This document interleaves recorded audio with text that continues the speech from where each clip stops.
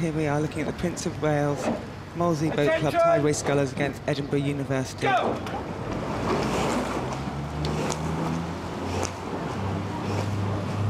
Quads here, fantastic boats, a different sound than we've been hearing all morning in the rowing boats. These are 8 oar boats, but just 4 athletes, as you can see, and we've got Edinburgh Rowing Club against Molesey Boat Club and Tideway Scullers on the left-hand side. The colourful Tideway Scullers stripping the stroke seat there.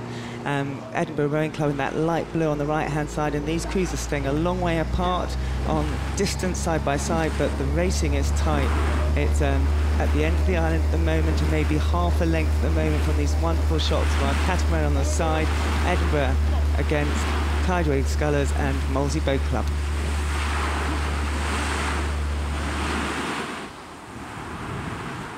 And join the race now live at Forley. We can see that Molesey Boat Club and Tideway Scullers School have moved a little bit ahead of to Edinburgh University, who are on the left-hand side of your picture as you're looking.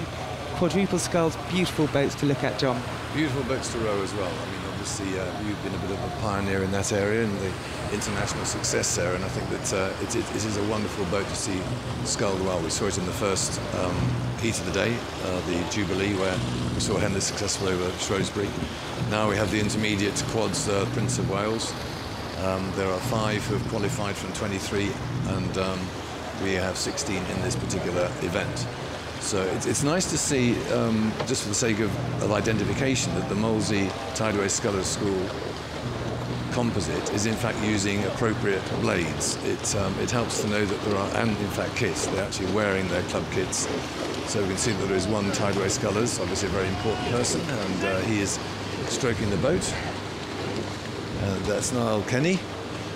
So he's been called in by the 3 Molesey people to sort of say, come on, take us home and lead us the way. You're a good man and we know how to scull behind you. Edinburgh University, though, staying very much in touch. Both crews moving slightly away from the booms, probably a very wise move, but not bothering the umpire at this stage. Yeah, absolutely. Again, these boats are steered by the men on board. There's no coxswain to help them. And you know, this is going to be one of the best races we've seen so far today. We've got Edinburgh digging in. You can see the pain on the stroke man's face. He's driving that boat along. He's lifting the rate a little bit. And Tideway Scullers School, they're also calling. Tideway and Molesey, they're calling to each other. This is a fantastic race. Yes, the composite crew up in the late 30s now as far as the sculling rate is concerned. I'm sure that it's concentration rather than stress on the face. You don't have stress. It's not what you do when you're sculling. I'm sure that's the case. Edinburgh University is still looking very long and strong, though. There's nothing wrong with their style. There is a degree of grit and determination about the way that they're sculling, I'd suggest, at the moment, Sarah. Yeah, absolutely. This is a great race here at Henley Regatta. We've got Molesey Tideway Scullers leading Edinburgh University. You can see the bowman there having a look to see absolutely the distance between these 2 sculls in the heat of the Prince of Wales Challenge Club and Edinburgh University. They know if they're going to get back on terms, they have to do it now. The race is running out. And in fact, what you can see there is there's a slight difference in the shape of the stroke. Some talk about a stroke being back-end loaded. In other words, you start quite gently and then do the big push through the middle and the end of the stroke. And some people sort of are more aggressive at the beginning of the stroke and try and attack it into the water. And I think you're just seeing a little bit more length and sensitivity around the front end at the beginning of the stroke on the boat on the right there, the composite crew between Molesey and Tideway Scullers. It just helps keep the boat running. It stops that sort of jerk and that stall that you sometimes get if you're a little bit too aggressive around the beginning of the stroke, which is Edinburgh University just being a little bit that way inclined as they come through the enclosures in the final stages of this race.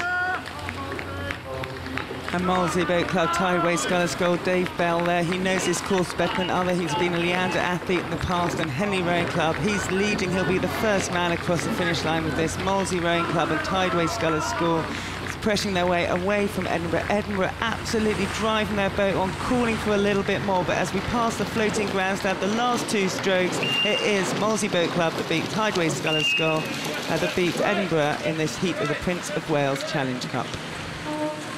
You're doing this. Alex, you're doing this.